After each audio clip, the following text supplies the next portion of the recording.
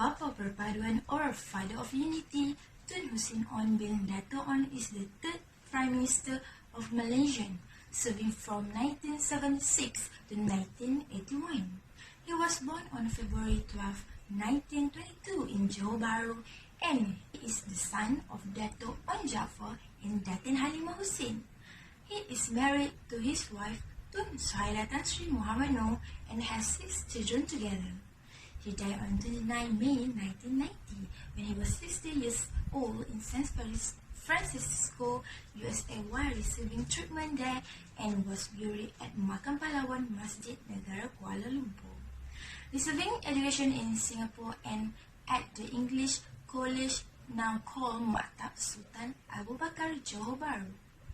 Honor and award owned by him in 1949, he became the first young leader of the United Malay National Organization UMNO. In 1950, he was appointed as the Secretary General of UMNO. He has a personality with a passion for precision and attention to the detail, like being smart in making any decision carefully.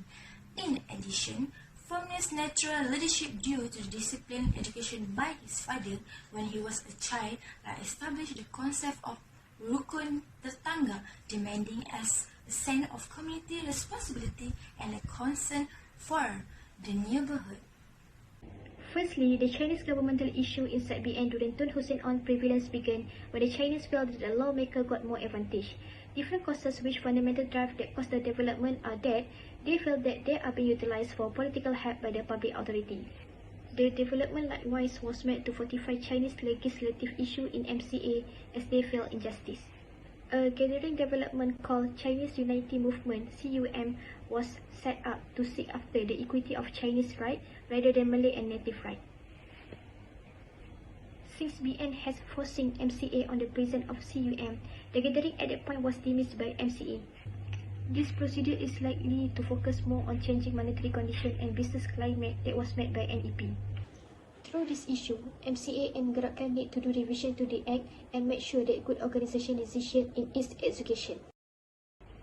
Next, another fundamental cause of Chinese politics within BN during Tun Hussein On premiership is MCA supported Chinese-based corporate construction to advance Chinese stake in economy, since the public authorities supported Malay-based corporate design. This has led to the proposition of Medical University, which is the aim to save the Chinese instruction, and also the expanding trouble looked by the qualified non-Malay in acquiring admission to the state-funded college with Bumi Putra portion framework. The successfulness of Tunku Abdul Rahman School prompting the possibility of Medical University, but however it was dismissed by Tun Hussein. 2.3. The distribution of the political patronage was increasingly viewed as inadequate.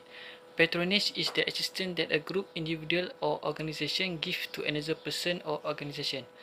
Some patronage systems are legitimate. Frequently, these appointments are made to those who have backed the Prime Minister political party.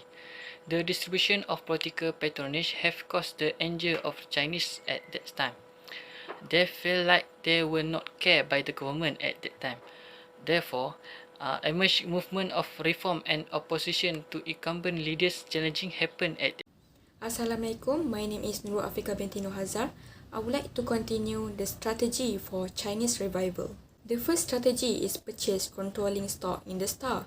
The Malaysian Chinese Association MCA and Gerakan may have considered buying controlling stock in the star to increase Chinese influence in public affairs. The Chinese business community and younger Chinese may have demanded this. UMNO, which control New Straits Times for the same reason, used a similar strategy. However, media ownership is a contentious issue, so countries have regulations to prevent it from becoming consolidated in a few hands. Many countries have media ownership and voice diversity laws to prevent monopolies. New organizations must also maintain their journalistic integrity, independence, and avoid conflicts of interest and bias. Next, promote Chinese stake in economy and sponsor Chinese-based corporate structure. The Malaysian Chinese Association (MCA) may have supported Chinese-based corporate structure instead of the government-supported Malay-based one to encourage Chinese economic participation. Tan Kun Suan's subsidiary Multipurpose Holdings Berhad illustrates this strategy. The Municipal Public Housing Bureau (MPHB) promoted Chinese investment in industry, real estate and finance to increase Chinese community representation and influence in the economy. At the time, non-Malay communities' economic representation and opportunities were concerned. These policies were designed to address long-standing economic and wealth disparities across the nation, not to exclude other communities. The third strategy is proposal of Merdeka University. Malaysian Chinese political leader proposed a private higher education institution called Merdeka University to preserve Chinese education and help qualified non-Malays get into public university under the Bumiputra quota system. The proposal was prompted by concern about Chinese education and the growing difficulty of qualified non-Malays getting into Chinese schools. This proposal established Tunku Abdul Rahman College, a private Malaysian university, and this college success prompted Merdeka University, a private university, but Malaysian Prime Minister Tun Hussein rejected this proposal. First effect is justice towards society. Every society must demand their rights of justice, and this is not focusing to the society only, but this is also focused to the government. The government, who is the headmaster of the country, where they need to carry out their responsibilities with full of justice and fairness to others. One of the examples that shown the fairness of the government is Bantuan Rakyat Satu Malaysia, or known as BRIM.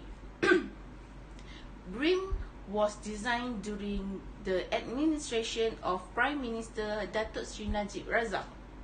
The objective of BRIM is to ease the burden of people who earn the lower income or that is under the category of B40. So from here, we can see the fairness of government where they really wants to help the society regardless of races and religion. However, to ensure this program is giving equally, the government have set a few conditions before apply it. And the condition is, first, they must a senior citizen. Second, there is a single person. Third, single parents, and amount of the household income is must below 4,000 ringgit. Next is strengthening relationship between society. In order to achieve the harmonious and peaceful country, the Prime Minister of that country must play an important role to ensure the societies get their rights, such as we know the right of Bumiputra is under the Constitution and no one can challenge it. However, the other races such as Chinese and Indian, they have their own right, where the government give them to build up the temples in an appropriate places. So, in short, we can see that in Malaysia does not have the term of selective bias, because everyone will get their own rights. In Malaysia, we have various of races where we have Malays, Chinese, and Indian, who is the major races in Malaysia. So they have a various type of culture and festival too, like Chinese New Year and Deepavali. Therefore, from there it has a positive effect between other races and religion. But it is not only subject to the society. The between of the government with the society also one of the important things to have a peaceful country. That's all from me. I will pass to the Assalamualaikum warahmatullahi wabarakatuh. My name is Muhammad Najmi bin Akbal. So for the conclusion, Tun Hussein was well known for emphasizing the importance of unity through programs aimed at correcting economic disparities among Malaysia's various ethnicities. Tun Hussein was a reluctant politician, but when the nation was in crisis following Tun Abdul Razak's death, he accepted the burden of premiership. Tun Hussein On was there for the country when it needed him the most. His strong personality, a man of integrity, discipline and purpose. That's all from me. Thank you.